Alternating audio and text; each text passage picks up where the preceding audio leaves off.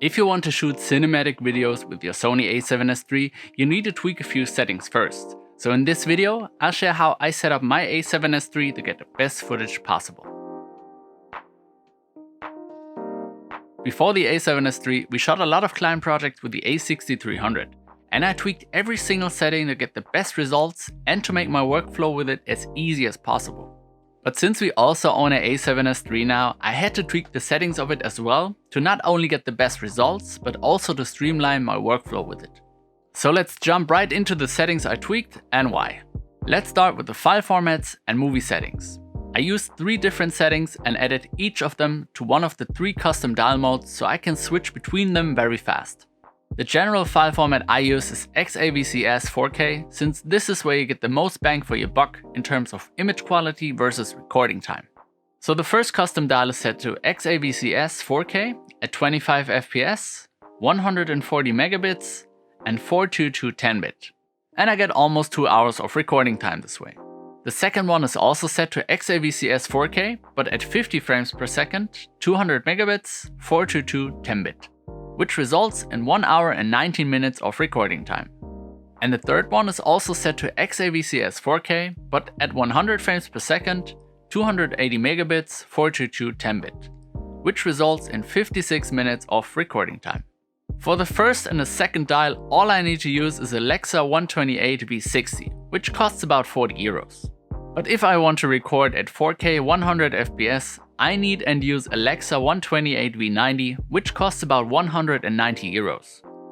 To create those custom dials yourself, all you have to do is change the settings to your liking, go to shooting, then shooting mode, camera setting memory, and choose the custom number where you would like to save those settings to. All of the now following settings are the same for each frame rate.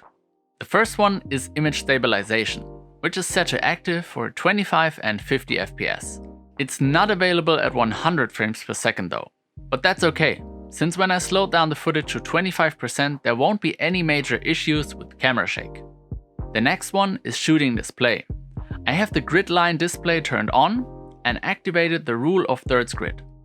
And I also turned on emphasis display during recording, since this displays a red bold line around the display whenever I'm recording. My ISO is set to 640, since this is the native ISO for the A7S III in S-Log 3. If I need more light or I'm filming in a dark location, I go up to 12,800, since this is somewhat the second native and cleanest ISO. Depending on the location, this could be too much, but in this case I use my variable ND so that I can keep my shutter speed at double the frame rate, as well as my aperture wide open, if that's the look I'm going for. Picture profile. I shoot everything in S-Log 3, and I just copied Gerald on done settings. I'm not that patient, and thanks to him, I don't need to be. But here are the exact settings anyways. I use PP7, black level +2, gamma S-Log 3, black gamma middle, level 0, knee auto, color mode S-Gamma 3 Cine, saturation 0, color phase +2, skip color depth, and detail -3. Autofocus and manual focus. My focus mode is set to continuous autofocus. Transition speed and sensitivity is set to 4, but I adjust it depending on the shot. Focus area is set to zone. Face/eye autofocus and priority is turned on. Subject is human. I also turned on face/eye frame display, since this gives me reassurance if the face of my subject is in focus. Peaking display is turned on. Peaking level is set to high, and the peaking color is red, since I'm just used to it from the A6300. I keep the operation key customized for later. Let's just go through all of my other settings in the setup folder first. I turned on rack with shutter. This means that when I press the shutter button, the camera starts and stops recording. Touch operation is turned on, since I use tap to focus a lot, and standard sensitivity works great for me.